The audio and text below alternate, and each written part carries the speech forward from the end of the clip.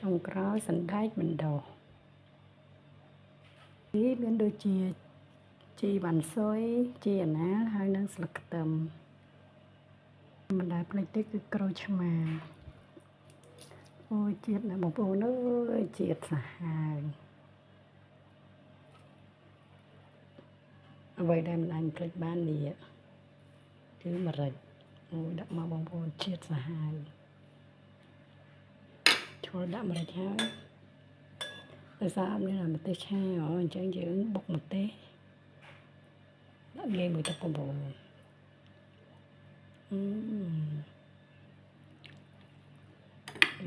មេតិចអញ្ចឹងទៀតបាញ់យាយ